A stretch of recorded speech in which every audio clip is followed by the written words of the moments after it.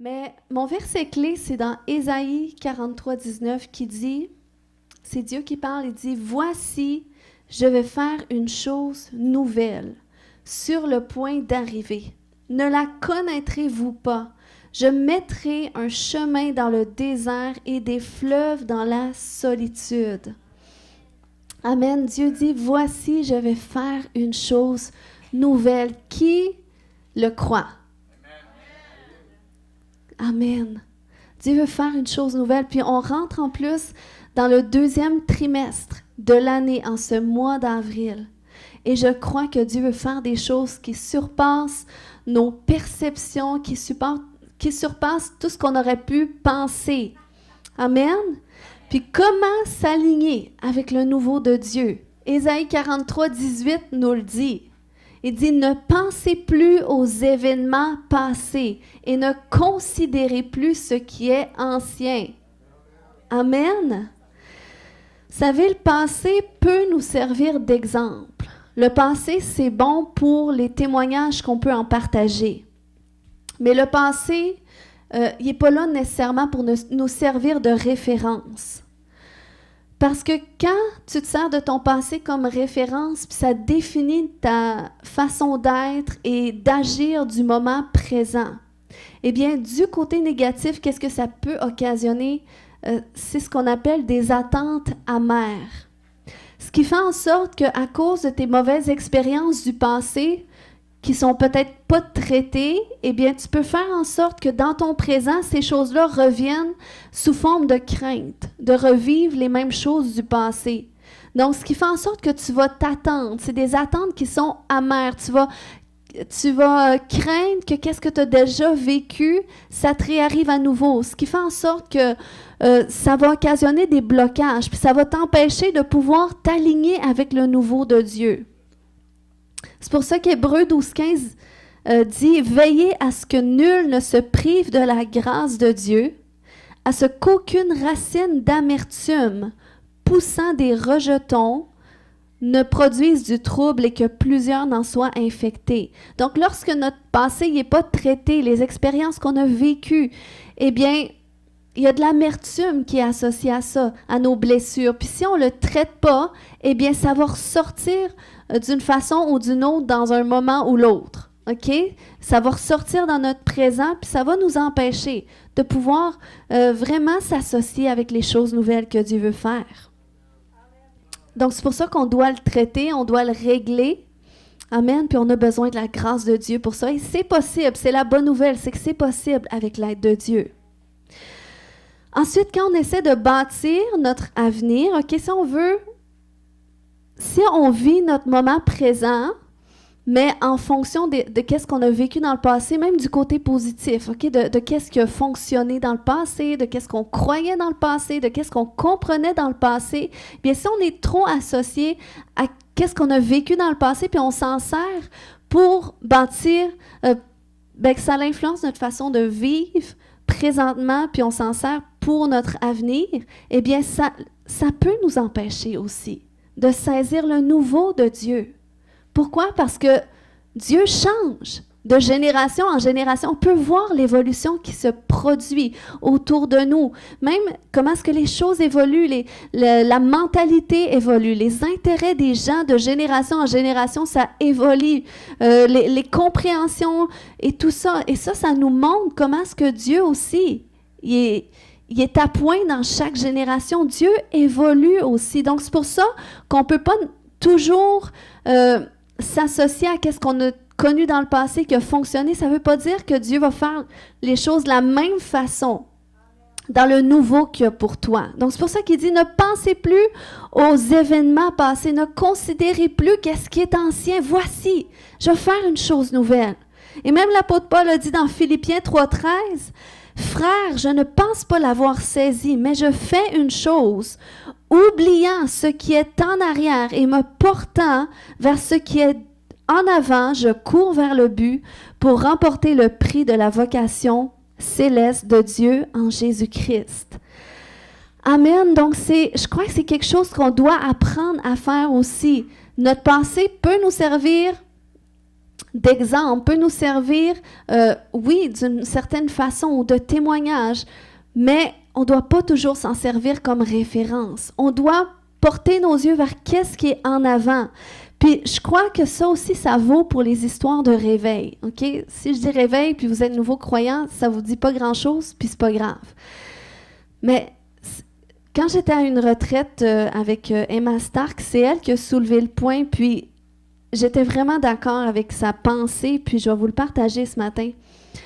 Mais, tu sais, parce que dans le fond, c'est quoi les histoires de réveil? C'est qu'à travers l'histoire de l'humanité, après l'Église primitive, bien, on voit des moments dans l'histoire où est-ce qu'il y a eu des gens qui se sont convertis en masse, puis c'est là qu'il y a certains mouvements qui ont pris place, des églises qui ont été mis sur pied, puis il y a des fois des milliers d'âmes qui sont venues au Seigneur, puis ça, c'est à différents endroits, même il y en a eu au Canada, il y en a eu même au Québec aussi dans certaines années. Puis, il y a beaucoup, OK, il y a certaines prophéties qui ont été données qu'avant le retour du Seigneur, bien, il y aurait encore, tu sais, un grand réveil qui viendrait. Puis, il y a beaucoup de croyants qui ont comme adhéré à cette théorie qu'il y a un réveil qui s'en vient, puis tout ça. Puis là, on peut attendre ces choses-là. Mais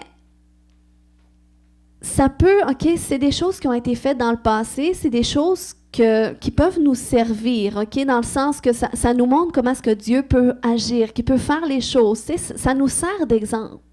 Mais de là à dire que le Seigneur va reproduire comme il a fait dans le passé, c'est là qu'on peut se tromper, parce que si on s'attend à un...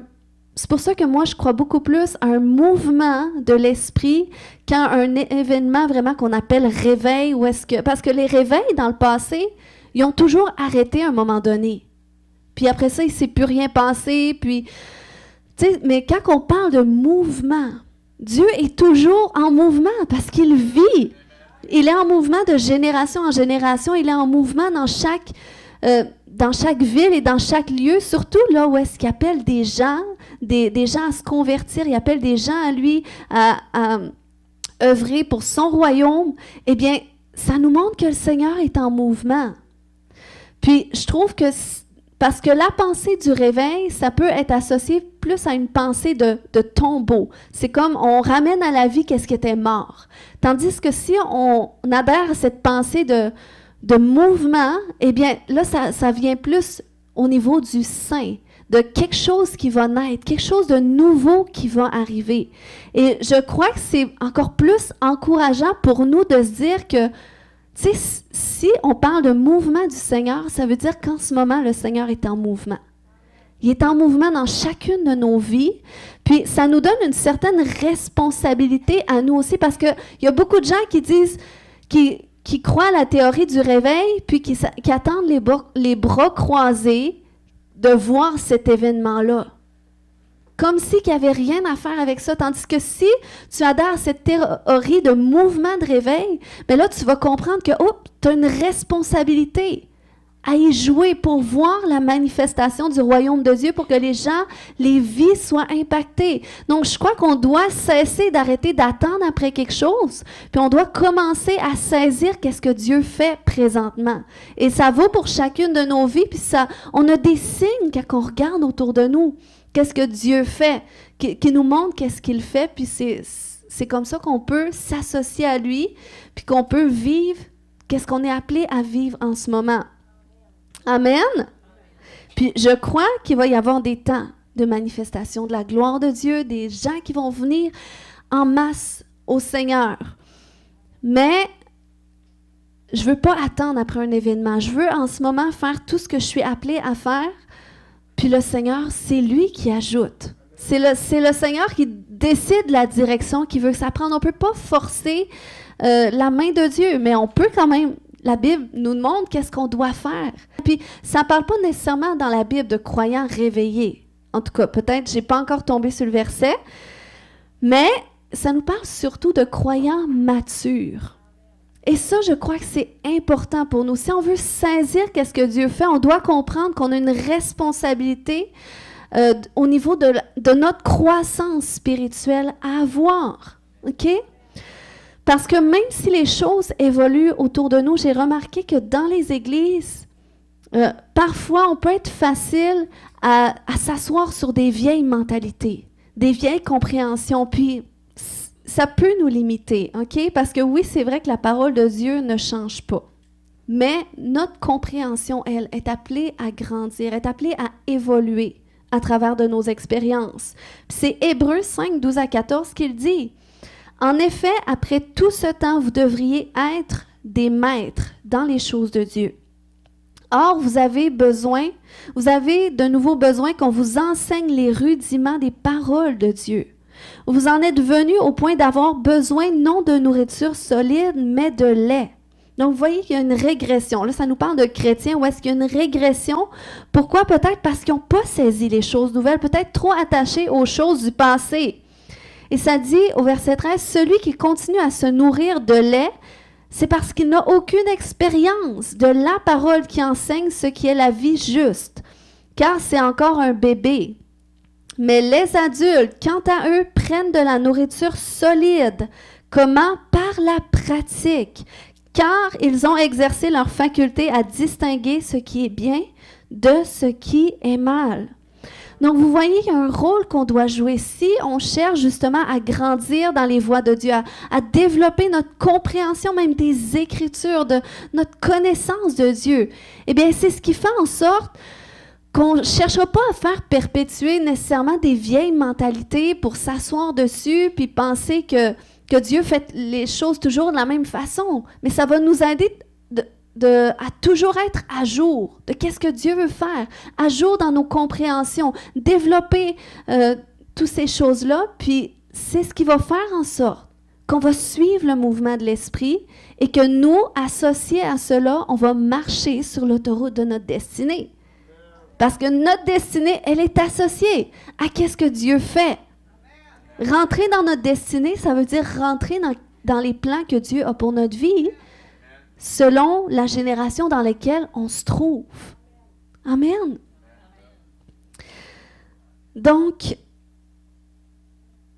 pour saisir le nouveau de Dieu, ça nous prend d'être à cet endroit de quête et d'ouverture d'esprit et lui faire confiance dans son processus. Parce que Dieu nous conduit dans des processus. Puis ce matin, on va regarder une histoire biblique d'un homme qui a vécu un processus avec Dieu. OK? Vous pouvez noter les références parce qu'on ne passera pas tous les versets, mais si ça vous tente de lire l'histoire, je vous encourage. De Genèse 37 à 50, ça nous parle de Joseph, de cet homme qui a passé par un processus éprouvant où est-ce qu'il a été confronté à devoir oublier son passé. Puis on ne parle pas de Joseph, le père de Jésus, on s'entend, on parle de Joseph qui était le fils de Jacob, et Jacob, c'était le fils d'Isaac, et Isaac, c'était le fils d'Abraham. Donc, Joseph, c'était l'arrière-petit-fils d'Abraham. OK? Puis, Joseph, il y a une histoire qui est très inspirante, puis qui n'est pas dans la parole de Dieu pour rien, parce que ça nous montre comment des choses éprouvantes qu'un homme peut traverser, mais comment est-ce que Dieu va agir à travers tout ça? Comment est-ce que Dieu va coordonner les événements pour l'accomplissement de son plan en faveur de ses enfants? Donc, pour faire un récapitulatif de Joseph, OK, il vient d'une famille où est-ce que ses frères étaient jaloux de lui. Pourquoi? Parce qu'il était le chouchou de son père. Puis, il était rejeté par ses frères. Donc, à un moment donné, Joseph, même si, en tout cas, il essayait d'être accepté, il essayait de prendre sa place auprès de ses frères, il rejetait constamment. Puis là, Joseph, à un moment donné, il a fait deux rêves. Deux rêves différents où est-ce qu'il voyait, dans le fond, toute sa famille se prosterner devant lui.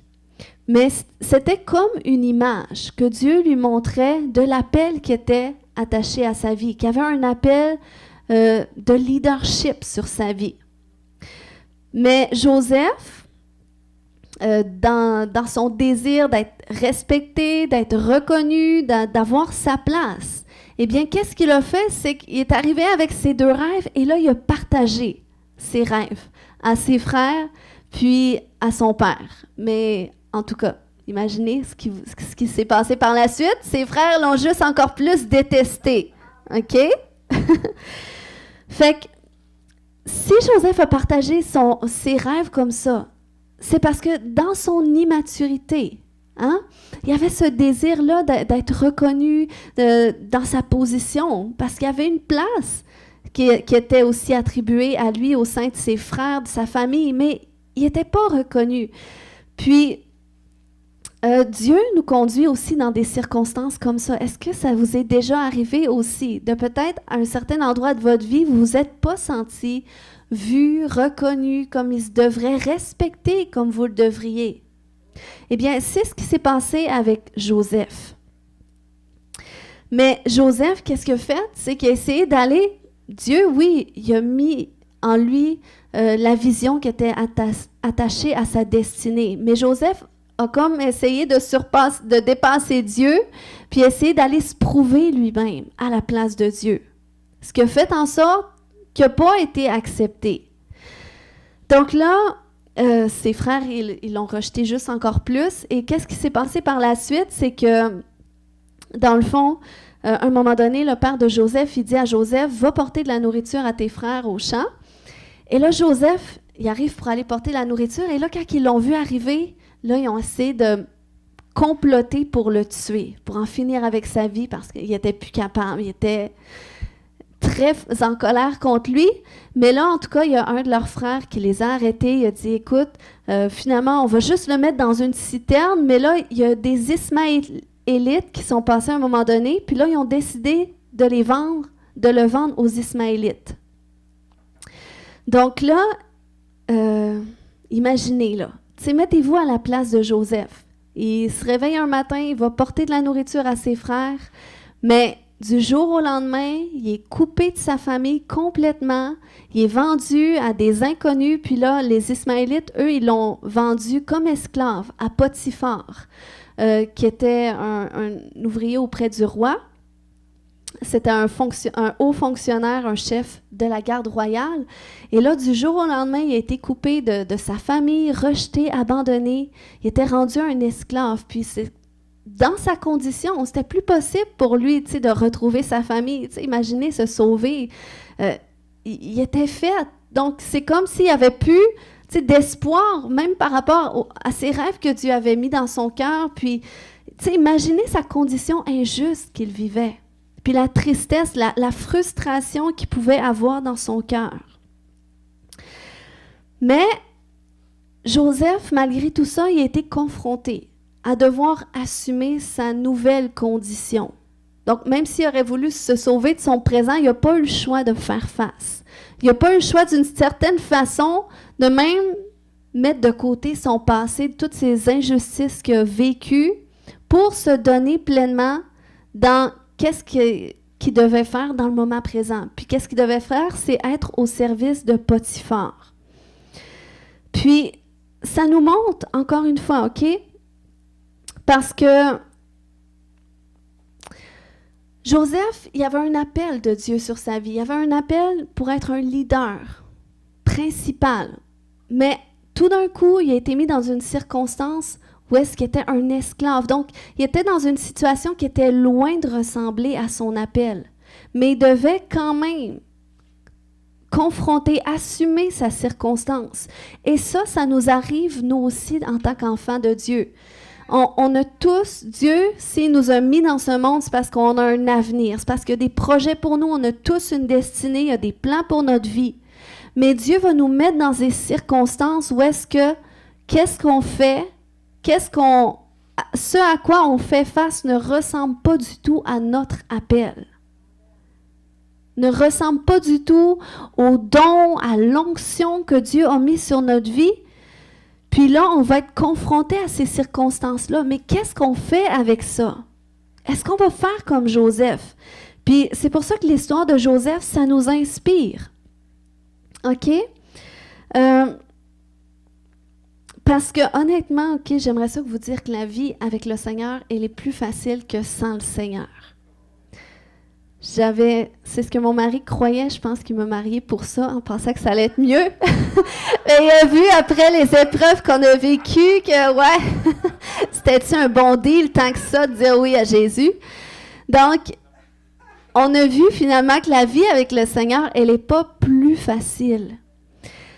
Mais la différence, c'est que quand tu donnes toute ta vie à Jésus, puis tu apprends à avancer dans un plein renoncement à toi, les yeux fixés sur le Seigneur, eh bien là, c'est là que tu commences à être conduit par Dieu dans des chemins que des fois, oui, tu ne comprends pas, puis même, tu vas vivre des épreuves, mais tu comprends que tout ce que tu vis devient pour un but. Parce que dans tout ce que tu traverses, Dieu est avec toi, puis c'est certain qu'il y a une lumière au bout du tunnel. Donc, c'est la différence, parce que quand tu es sans le Seigneur, tu peux vivre des belles choses, oui, mais tu es tout seul. C'est toi qui dois porter la propre charge de ta vie. C'est toi qui dois assumer tes choix, tes conséquences aussi, parce que des fois, tu te trompes, des fois, tu prends des mauvaises décisions, puis même avec le Seigneur. Mais la différence, c'est que le Seigneur, lui, il peut toujours nous relever. Il y a toujours une seconde chance pour nous.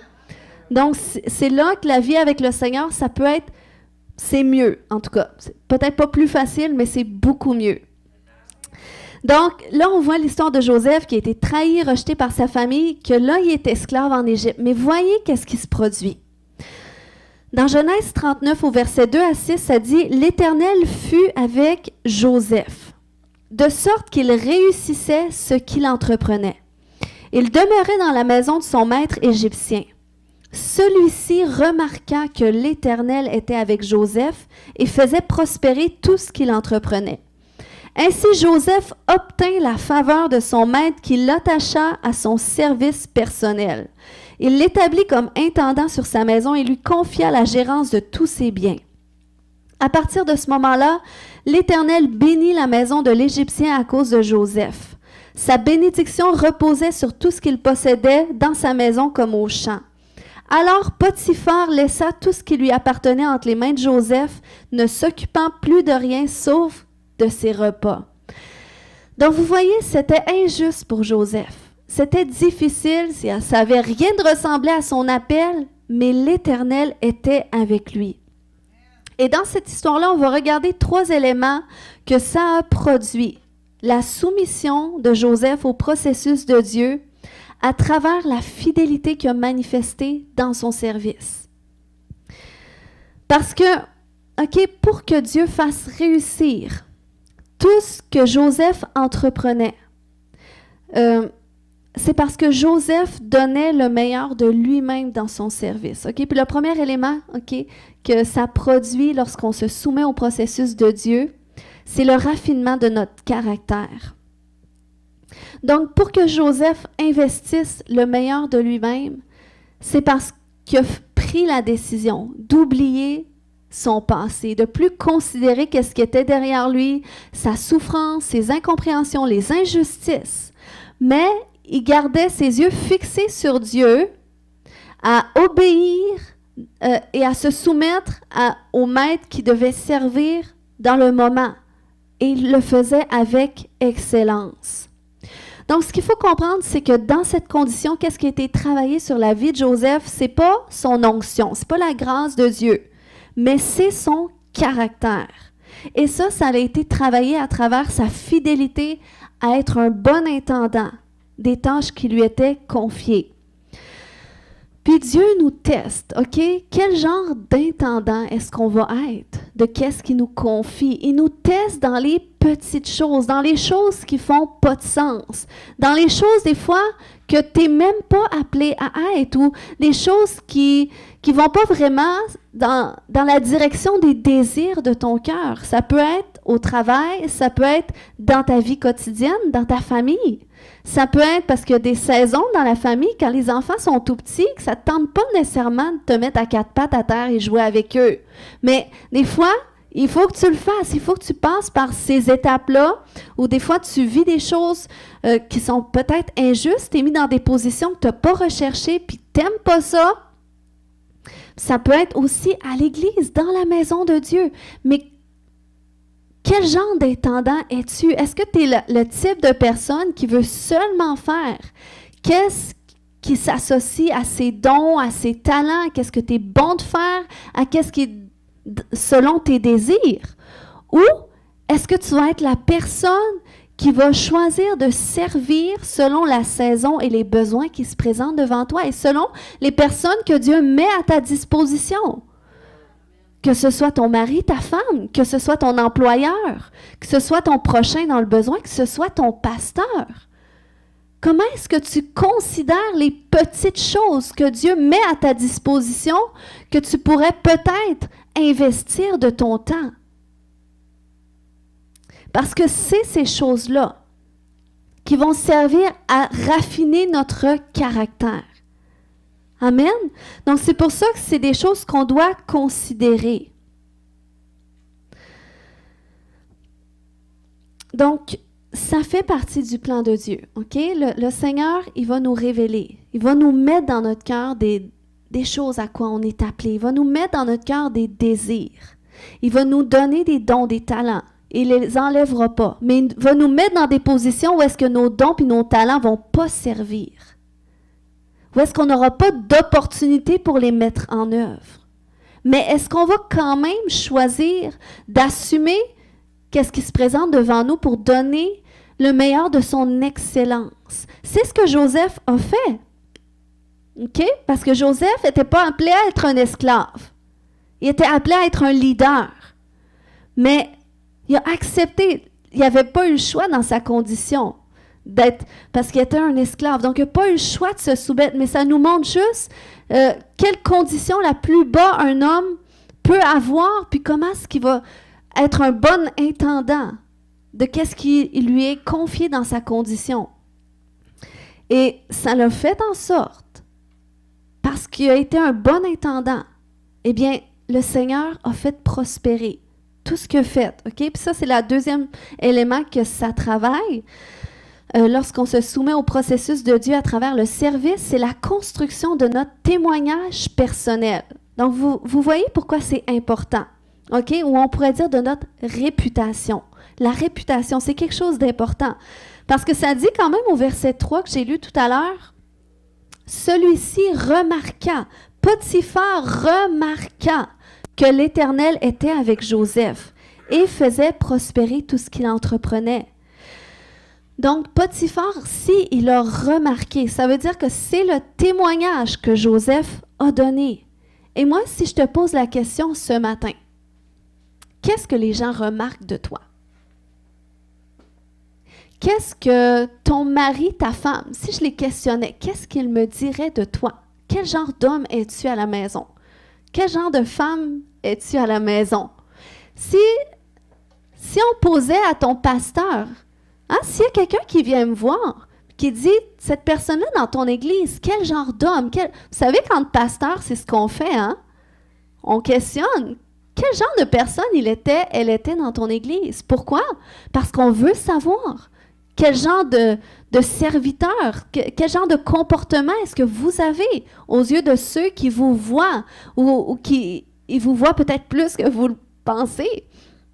Donc, qu'est-ce que les gens disent de toi? Ça, c'est important. Puis le témoignage qu'on donne est important. Puis on voit que c'est biblique de donner un bon témoignage. C'est comme lorsqu'il y avait un besoin dans l'Église primitive, eh bien, les apôtres, ils ne cherchaient pas seulement à avoir des bons serviteurs. À un moment donné, ils ont dit, dans Actes 6-9, c'était simplement pour aider des veuves. Mais ils ont dit, c'est pourquoi, frères, choisissez parmi vous 7 hommes de qui l'on rende un bon témoignage et qui soit plein d'Esprit Saint et de sagesse et que nous chargerons de cet emploi. Donc, c'est pas tout de dire, moi, j'ai les dons, j'ai l'onction, j'ai l'appel, je suis pasteur. Et je suis pasteur, c'est sûr, j'ai un laissez-passer VIP. Non, c'est pas tout. Mais quel fruit tu portes? Pasteur, c'est simplement un titre, hein? C'est simplement une fonction. Mais quand j'enlève mon soude de pasteur, puis je m'en vais dans mes bottes de maman, puis de femme, eh bien, quel genre de personne est-ce que je suis? Et c'est les gens qui sont plus proches de nous, qui nous connaissent, les gens de la foule, qui nous voient. Ils vont nous acclamer, ils vont entendre notre témoignage, ils vont être bénis. Les gens à qui on témoigne dans la rue vont être touchés par le Saint-Esprit, ils vont être guéris. Mais ce n'est pas les gens qui te voient dans ton quotidien. Quel genre de fruits tu portes? C'est quoi ton caractère? Donc, c'est pour ça que Dieu malgré nos appels. Il va nous conduire dans des circonstances qui ne ressemblent pas à nos appels. Il va nous amener dans des temps où est-ce qu'on va servir, où est-ce qu'on va se soumettre à d'autres pour leur bénéfice à eux, qui va raffiner notre caractère et qui va bâtir notre témoignage personnel. Amen. Et Joseph, OK, c'est ça. Donc, le Seigneur a conduit Joseph dans ce processus-là. Pourquoi? Parce que oui, il avait l'appel, mais il n'avait pas la maturité et le caractère. Donc, il a dû passer par ce processus. Et lorsque le Seigneur bâtit ton témoignage à travers justement la fidélité dans ton service, le troisième élément que ça produit, c'est quoi? C'est l'expression du témoignage de Dieu qui vient par la suite. Donc, vous voyez comment est-ce que Dieu est ordonné, que Dieu fait bien les choses. Parce que dans le passage que j'ai lu tout à l'heure, non seulement on voit que Potiphar remarquait que Dieu faisait prospérer, que toutes ces choses prospéraient depuis que Joseph s'en occupait. Donc ça, c'était le témoignage de Joseph. Mais ça prospérait d'une façon tellement extraordinaire que Potiphar lui a donné toute la responsabilité de ses biens au complet. Donc, vous voyez, à cause de la fidélité dans son service, de la soumission, à cause que donnait son excellence, eh bien, le Seigneur a ajouté son propre témoignage. Ce qui a fait en sorte que, dans le fond, il a commencé à porter du fruit d'une façon qui est grandiose, d'une façon que quand les gens regardent ça, ils n'ont pas le choix de se dire, c'est impossible qu'un homme puisse faire tout ça. C'est impossible qu'un homme puisse accomplir toutes ces choses. Assurément, Dieu est avec lui. Donc, c'est là que le témoignage de Dieu prend place. C'est là que son royaume se manifeste. Et c'est là que le Seigneur veut nous amener aussi. Amen. Puis, le témoignage de Dieu, il vient seulement par la fidélité à notre service. Ça appartient à Dieu, c'est Dieu qui fait porter le fruit. C'est comme dans la parole de Dieu, cette parabole des talents. Tous ceux qui ont investi leur talent, qui ont fait quelque chose avec leur talent, c'est ceux qui ont vu du fruit, qui ont vu une multiplication. Donc Dieu a fait multiplier à ceux qui ont investi qu'est-ce qui leur avait été donné. Et qu'est-ce que Dieu leur avait dit? Dans cette parabole, le maître leur avait dit, « Bon et fidèle serviteur, tu as été fidèle en peu de choses. Je vais te confier des grandes. Tu as considéré ces petites choses-là. Tu as donné ton meilleur. Donc là, tu es prêt à être promu. » Donc c'est comme ça que ça fonctionne dans le royaume.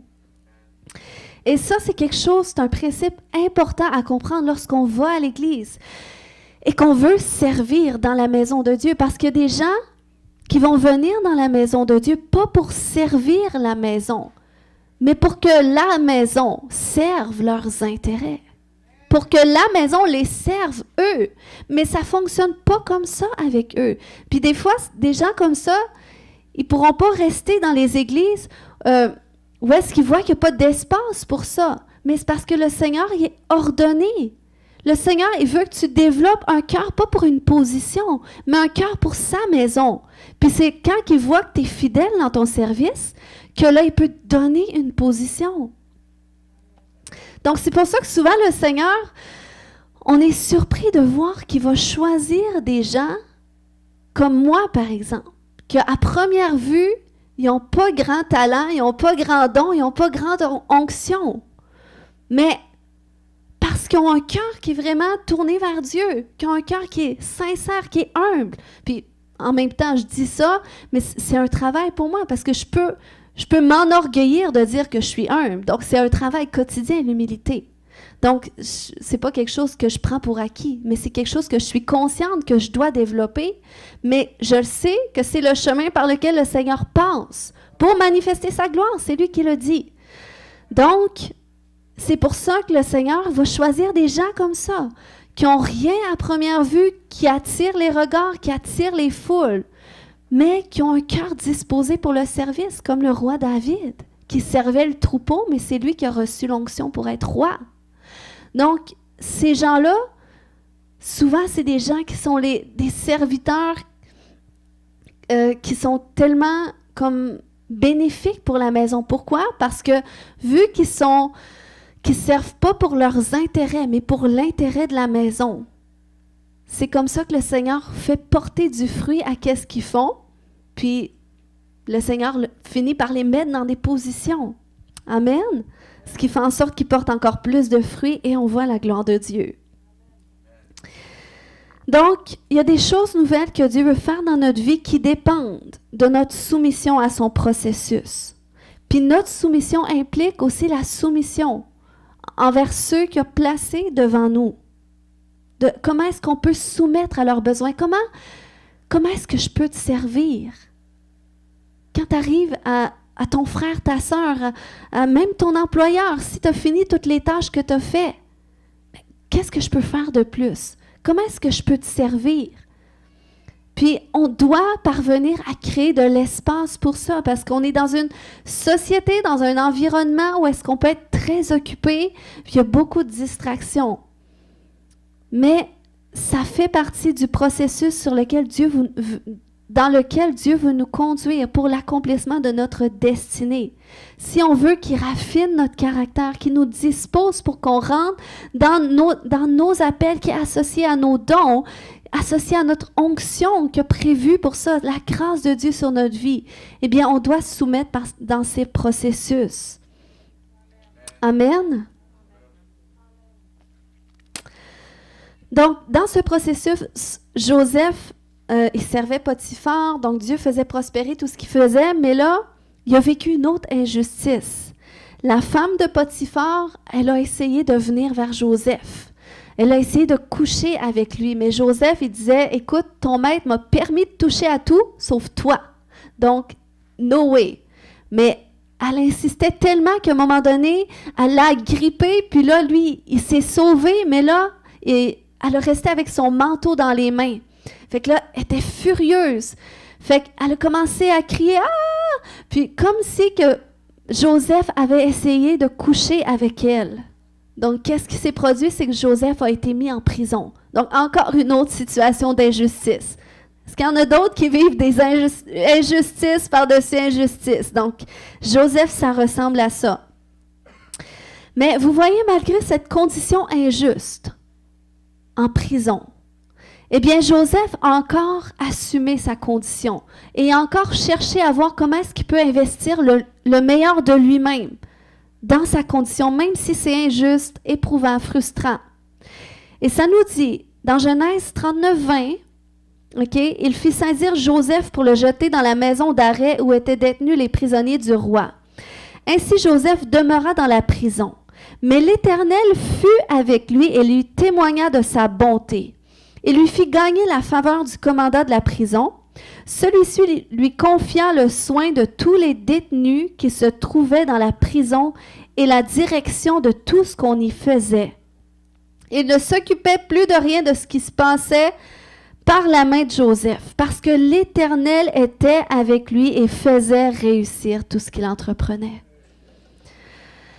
Amen. Donc, c'est sûr, ça fait aucun sens. Un prisonnier qui devient en charge de la prison des prisonniers.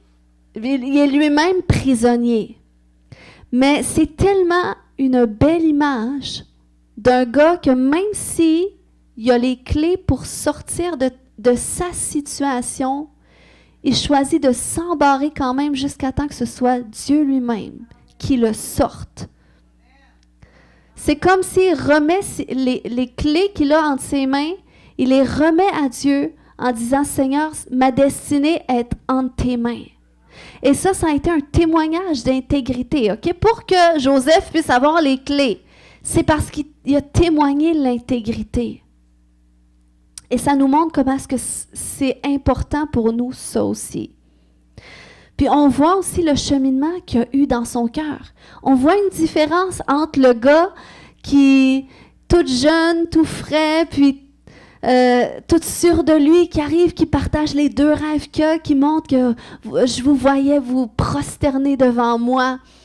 Et le gars qui dit, je choisis de m'embarrer dans cette prison jusqu'à temps que Dieu ouvre lui-même les portes de ma destinée. Donc, on voit le travail, l'œuvre d'humilité que Dieu a fait dans sa vie. Et ça nous montre l'œuvre aussi que Dieu veut faire dans notre vie. Donc, qu'est-ce qui s'est passé avec Joseph? C'est que là, à un moment donné, il y a 2 hommes qui sont arrivés, qui travaillaient auprès du roi d'Égypte, de Pharaon. Et là, durant la nuit, ils ont eu 2 rêves. Ils ont eu chacun un rêve, puis Joseph, parce qu'il a appris dans son processus à se confier en Dieu, eh bien, il avait en lui l'Esprit de Dieu.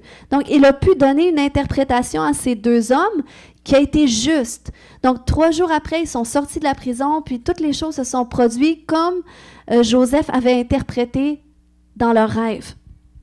Puis là, Joseph leur avait dit, « Parlez en ma faveur au roi lorsque vous allez sortir. » Mais ils l'ont oublié. Puis ça nous témoigne que des fois, les hommes vont nous oublier. Des fois, les hommes, ils rempliront pas qu'est-ce qu'on aurait espéré qu'ils remplissent pour nous. Mais il faut savoir que ça fait partie, parfois, du processus de Dieu. Donc, ça a duré 2 ans, finalement, après que ces 2 hommes-là soient venus. Puis là, après ça, Pharaon, c'est lui qui a eu un rêve. Et là, il y a eu un rêve qui n'était pas capable de décortiquer les sages, les magiciens, tous les voyants de son royaume. Il n'était pas capable de lui donner la signification. Donc là, le monsieur qui avait été en prison à un moment donné, il dit, je connais un homme. Il pourrait te donner l'interprétation. Donc là, ils l'ont fait venir devant le roi. Et là, finalement, il y avait eu 2 rêves. Puis dans ces rêves, c'était Dieu qui révélait qu'il allait avoir 7 années d'abondance en Égypte et ensuite 7 années de famine. Puis là, en donnant l'interprétation, eh bien, Joseph donne aussi une instruction. Comment est-ce qu'on peut faire pour empêcher de subir la famine? Donc là, il commence à dire, il faut établir un homme qui va vous permettre de mettre de côté toute l'abondance pour qu'on puisse vivre pendant les 7 années, puis tout ça.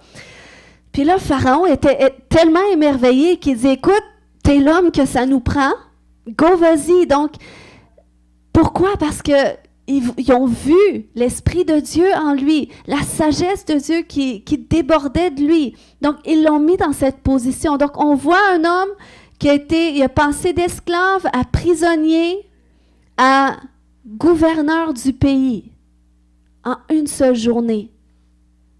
Donc, parce que c'est ça, il a été établi, lorsqu'on lit Genèse 41, on voit qu'il a été établi comme gouverneur du pays d'Égypte pour faire cette organisation-là pour empêcher de subir la famine. Donc, vous voyez, ça, c'était l'appel de Dieu qui était sur la vie de Joseph, d'être un leader, d'être un dirigeant, de diriger.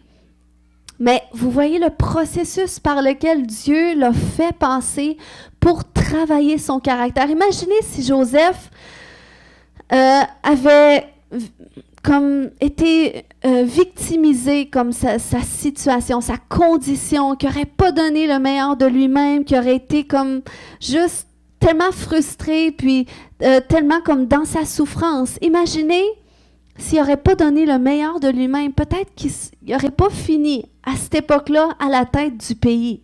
Mais parce qu'il s'est soumis au processus de Dieu, parce qu'il a été fidèle dans les petites choses qui ne faisaient pas de sens, qui n'avaient rien à voir avec son appel, parce qu'il était fidèle dans ces choses-là, eh bien Dieu lui en a confié des grandes. Dieu l'a mis dans des grandes positions que là, il était associé à son appel. Amen. Donc, en conclusion ce matin, les leçons qu'on doit tirer de ça, c'est que Dieu est à faire une œuvre nouvelle dans notre vie, qui est associée à notre destinée. Puis Dieu nous confronte à des circonstances qu'on ne comprend pas. Ça peut être la souffrance, l'épreuve, des choses injustes, difficiles. Mais c'est un appel d'abord à se confier en Dieu. Comme la Bible dit dans Proverbe 3,5, « Confie-toi en l'Éternel de tout ton cœur et ne t'appuie pas sur ta sagesse. Reconnais-le dans toutes tes voies et il aplanira tes sentiers. » Amen. Donc ça, c'est même si qu'est-ce qu'on vit, ça ne ressemble pas à notre appel ou nos promesses. On doit laisser Dieu travailler notre caractère et nous raffiner afin qu'on puisse devenir des hommes et des femmes selon son cœur.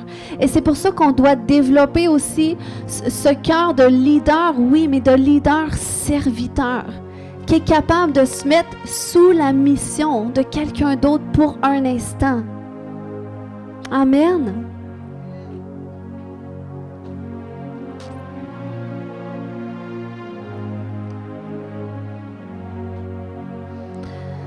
Quand tu comprends que ta vie est entre les mains de Dieu, que tes destinées sont dans sa main, comme il a dit à David dans Psaume 31:15, mes destinées sont dans ta main, eh bien tu vas être capable de lui faire confiance. Tu n'essaieras pas toi-même de te mettre au-devant de Dieu. Tu n'essaieras pas toi-même de saisir toutes les opportunités qui se présentent devant toi selon les dons et l'onction que Dieu a mis sur ta vie, mais tu vas laisser Dieu lui-même ouvrir les portes pour toi, parce que Dieu te teste aussi à savoir, est-ce que tu te confies en ta sagesse? Il dit, confie-toi en l'Éternel de tout ton cœur. Ne t'appuie pas sur ta sagesse. Même si cette opportunité fait du sens, même si toi, c'est pas ce que tu aimerais faire en ce moment, mais que tu es soumis à cette condition, il y a un besoin là, eh bien, réponds-y, laisse Dieu travailler ton cœur. Quelles que soient les choses difficiles que tu vis, les temps de souffrance, ils font partie du processus de Dieu pour nous amener dans notre appel. On peut souffrir difficilement puis devenir comme des Hitler, mais on peut bien souffrir et devenir comme des Mères Teresa. On est dans une société où il y a beaucoup de choses à notre portée de main pour camoufler la souffrance. Mais Dieu nous conduit dans ces endroits pour les confronter, pour les traiter, pour qu'on puisse passer à travers, afin qu'il puisse forger en nous son caractère, afin qu'il puisse façonner son cœur en nous et qu'il puisse nous faire entrer dans notre destinée, qui est associée au mouvement qu'il fait pour manifester son royaume, pour amener des âmes au salut, pour faire une différence dans la société. Amen. Et moi, c'est un cœur que je vous encourage à développer dans tout ce que vous entreprenez, dans votre quotidien. Peut-être vous n'êtes pas appelé à être un leader dans une église, mais peut-être vous êtes appelé à être un leader au sein de votre employé. Peut-être pour une organisation, une cause que vous avez à cœur, que vous allez mettre sur pied, que vous allez diriger, puis qui va porter beaucoup de fruits. Mais acceptez de passer par les processus de Dieu. Puis ayez ce cœur de serviteur, ce cœur qui veut tout donner pour le bénéfice de son prochain. Ça ne veut pas dire de s'oublier, puis de dire d'être monsieur oui, madame oui, non. Mais ça veut dire de créer de l'espace pour dire, écoute, moi je suis un croyant, je viens à l'église les dimanches. Comment est-ce que je peux aider la maison de Dieu? Comment est-ce que moi je peux faire une différence dans la maison de Dieu? Puis c'est pas nécessairement qu'est-ce que moi ça me tente de faire, mais quel est le besoin à répondre? Qu'est-ce qui aurait besoin d'être fait, puis que peut-être il y a personne qui le fait, mais moi, parce que je suis disponible, je pourrais le faire. C'est d'avoir cette mentalité-là, que ce soit dans la maison de Dieu, mais dans ton quotidien. Si tu travailles trop, c'est sûr que tu n'auras pas le temps d'aider ton prochain. Mais sinon, essaye de te créer de l'espace pour aider quelqu'un qui en a besoin. Amen. Donc, on va prier ce matin. On va se lever debout tout le monde ensemble. Alléluia, merci Jésus. Merci pour ta grâce, Seigneur. Merci pour ta fidélité. Merci pour ton amour, Seigneur Dieu. Dans un premier temps, j'aimerais qu'on prenne quelques minutes pour se repentir. Alléluia. À tous les endroits où est-ce qu'on a essayé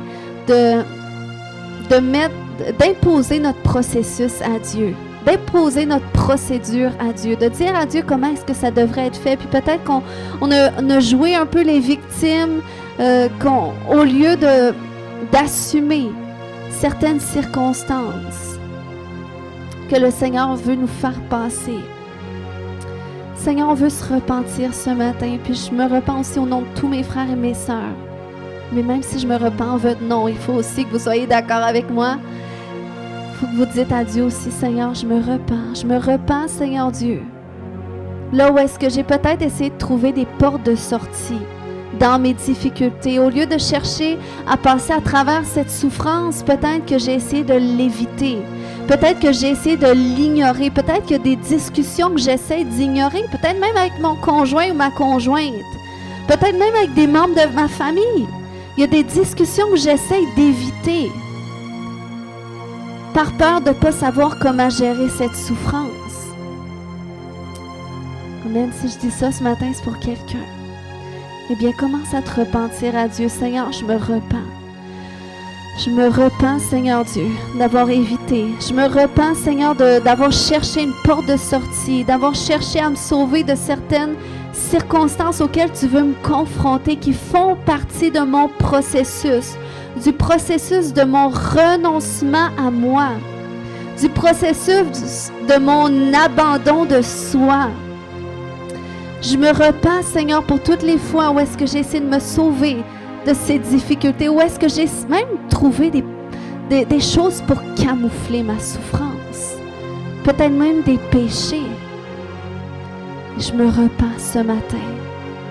Je me repens. Dis à Dieu que tu te repens simplement s'il y a du péché dans ta vie, que peut-être cherché justement à camoufler des blessures. Le Seigneur veut t'en délivrer, mais tu dois te repentir par la foi. Il dit, l'apôtre Pierre a dit, repentez-vous afin que des temps de rafraîchissement viennent de la part de Dieu. Repentez-vous et convertissez-vous, renoncez à vos mauvaises voies. Et ça commence en le confessant. Le Seigneur te pardonne ce matin. Le Seigneur te pardonne ce matin. Alléluia, Seigneur, commence à déclarer que je renonce. Je renonce à ce péché. Je renonce à toutes ces souffrances du passé. Je renonce à toutes ces limitations. Alléluia, je renonce à toutes les peurs, à toutes les attentes amères. Je renonce à toute racine d'amertume. Ce matin, on va aller déterrer toutes les racines d'amertume qui sont associées peut-être à vos peurs, qui vous empêchent. Moi, je crois qu'il y a des enfants spirituels qui sont appelés à passer à un stade d'adulte. Ça fait un bon temps. Et aujourd'hui, c'est le moment parce que Dieu veut faire une chose nouvelle. Il veut te faire rentrer dans ta destinée. Il veut te faire croître. Il veut que... Mais tu as besoin de passer à un autre stade spirituel. Dans le nom de Jésus, Seigneur, je vais renverser tous ces fondements du passé, Seigneur Dieu, tout ce qui est ancré, qui nous empêche de saisir le nouveau que tu fais, qui nous empêche même d'être ouverts. J'ai brisé tout ce qui endurcit notre cœur au nouveau de Dieu. Et si c'est l'amertume ce matin, commence à pardonner à ceux qui t'ont blessé. Dis, je leur pardonne au nom de Jésus. Je leur pardonne. Je renonce à l'amertume. Je renonce aux craintes. Je renonce à mon processus à moi. Je renonce à moi. Alléluia, je te suis, Seigneur Jésus. Je te suis, ma vie est entre tes mains. Mes destinées sont entre tes mains. Dans le nom de Jésus-Christ. Et je commande à tous les esprits démoniaques associés à vos blocages, dans le nom de Jésus, de libérer votre vie. Libérez maintenant. Libère, libère, libère dans le nom de Jésus. Libère l'oppression, la peur s'en va. L'amertume s'en va maintenant dans le nom de Jésus. Je détache toutes ces chaînes du passé. Tout ce qui te tient dans le passé, je le coupe maintenant dans le nom de Jésus. Koya shomarekete. Koya shamareke mama maya shata. Alléluia, tu es déjà sorti du tombeau, tu es ressuscité en Jésus. Alléluia, mais je déclare que des choses qui prennent naissance en toi. Il y a des choses qui prennent naissance en toi, mais pour cela, tu rentres dans le processus de Dieu. Avec soumission à lui. Avec soumission à sa volonté. Dans le nom de Jésus, je relâche sur toi la grâce de persévérer malgré les circonstances difficiles. Je relâche sur toi la grâce de persévérer, la grâce de continuer, la grâce de marcher dans ta liberté. Dans le nom de Jésus, la grâce de Dieu. La grâce de Dieu, alléluia. La grâce de Dieu, je déclare même une dimension de la gloire de Dieu qui est sur ta vie, comme qui était sur la vie de Joseph, qui faisait en sorte que l'Éternel était avec lui. Je déclare que l'Éternel est avec toi. Sa gloire, elle est sur toi. Et c'est comme ça qu'il va se manifester dans ta circonstance. Dans le nom de Jésus, tu vas commencer à voir Dieu comment est-ce qu'il est à tes côtés, comment est-ce qu'il est avec toi dans cette fournaise, comment est-ce qu'il est avec toi dans ces difficultés. Dans le nom de Jésus-Christ, reçois son appui, reçois son secours, reçois la force qui vient de lui. Dans le nom de Jésus. Koya shotomarekete, koya shamarekete, koya shata. Est-ce qu'il y a quelqu'un qui a mal à la tête ou... Oui. Amen. Est-ce que, Hélène, tu peux mettre ta main sur elle, s'il te plaît? Alléluia. Dans le nom de Jésus, j'arrache maintenant cette migraine. Au nom de Jésus, tu t'en vas maintenant. Tu disparais. Au nom de Jésus. Au nom de Jésus. Tout esprit de tourment maintenant, tu t'en vas. Tu le libères dans le nom de Jésus. Le Seigneur te libère encore. Le Seigneur te libère. Regarde-moi. Regarde-moi. Regarde-moi. Est-ce qu'il y a quelque chose que tu veux renoncer? Vas-y. Dis, je renonce.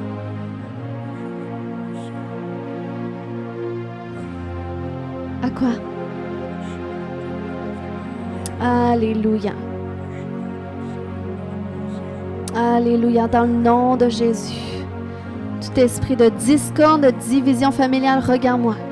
Regarde-moi. Tout esprit de discorde, de division familiale, dans le nom de Jésus. Maintenant, tu t'en vas. Esprit d'amertume, tu montes et tu quittes maintenant. Au nom de Jésus, il s'en va. Regarde-moi, regarde-moi. Esprit d'amertume, quitte-le maintenant. Quitte. Allez, allez, allez, sors. Sors maintenant dans le nom de Jésus.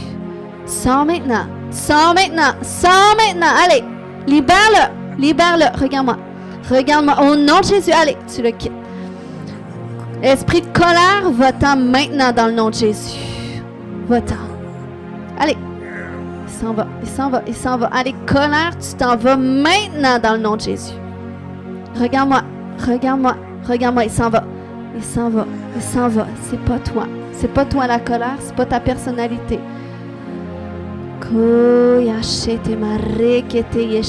Esprit de sorcellerie dans le nom de Jésus.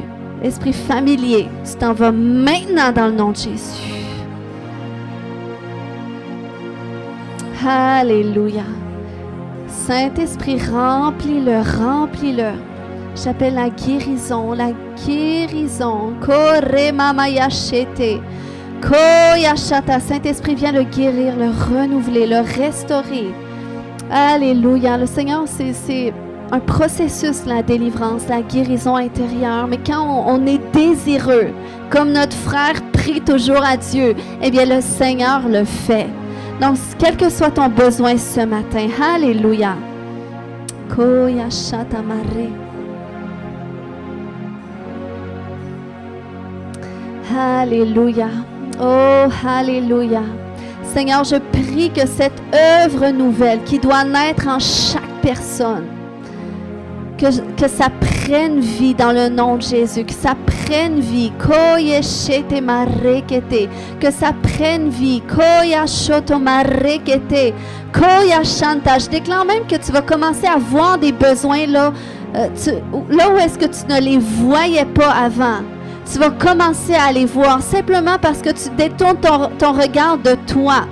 Mais tu commences à le tourner vers Dieu et Dieu t'amène à le poser sur les besoins autour de toi. Dans le nom de Jésus, je déclare que de l'espace qui se crée dans ta vie pour aider ton prochain. Alléluia, pour servir ton prochain, pour servir dans les petites choses, pour servir Dieu. Dans le nom de Jésus, Koya shotomarekete. Koya shatamarekete de. Koya shatamarekete. C'est comme, je ressens dans l'esprit ce matin qu'il y a quelqu'un qui va être délivré d'un péché. Il y a quelqu'un qui est repentant pour un péché, tu sais que c'est un péché. Bien, le Seigneur ce matin a entendu le cri de ta repentance et il te délivre. Tu n'as pas besoin de venir devant, mais je veux juste que tu t'associes à ma prière ce matin. Dans le nom de Jésus, j'ai lié l'esprit de servitude qui t'a asservi à ce péché, à cette chose que Dieu te dit d'abandonner. Dans le nom de Jésus, je commande à cet esprit de te libérer maintenant. Au nom de Jésus, tu quittes maintenant, tu quittes. Koya Tu quittes, tu quittes, tu quittes, tu quittes, tu quittes. Dans le nom de Jésus. Dans le nom de Jésus. Alléluia. Le sang de Jésus vient te purifier, vient sanctifier ton cœur. Alléluia. Oh Seigneur Dieu, tu nous purifies, tu nous sanctifies par ta parole qui est la vérité. Dans le nom de Jésus. Alléluia. Je déclare que nous sommes des enfants de vérité. Nous sommes des enfants de lumière. Dans le nom de Jésus. Sois rafraîchi ce matin par sa présence, par la plénitude de son esprit. Reçois un rafraîchissement intérieur. Reçois une restauration intérieure. Parce que oui, au milieu de ta souffrance, il y a des guérisons aussi que le Seigneur fait. Au milieu de ta souffrance, il y a même des délivrances que le Seigneur fait. Au milieu de ta souffrance, il y a des percées qui viennent. Dans le nom de Jésus. Et j'active ces choses maintenant. J'active ces percées. Au nom de Jésus. Koya shomarekete. Koya shabarekete yeshete marekete. Au nom de Jésus. Je brise le pouvoir de cette maladie, de toute cette infirmité dans le nom de Jésus. Je la détache de toi. Cette infirmité générationnelle dans le nom de Jésus. Je commande à tout esprit d'infirmité sortir maintenant dans le nom de Jésus. Alléluia. Alléluia. Koya shumarekete yeshete maya shatata yashekete. Koya shata. Reçois la guérison. Reçois la guérison. Reçois la guérison. Tout esprit de lourdeur, je te commande de partir maintenant dans le nom de Jésus. Je te détache d'elle. Alléluia. Alléluia. Cette fatigue s'en va. Cette fatigue qui t'empêchait de faire tout ce que tu devais faire s'en va maintenant dans le nom de Jésus. T'es renouvelé. Tes forces sont renouvelées. Dans le nom de Jésus.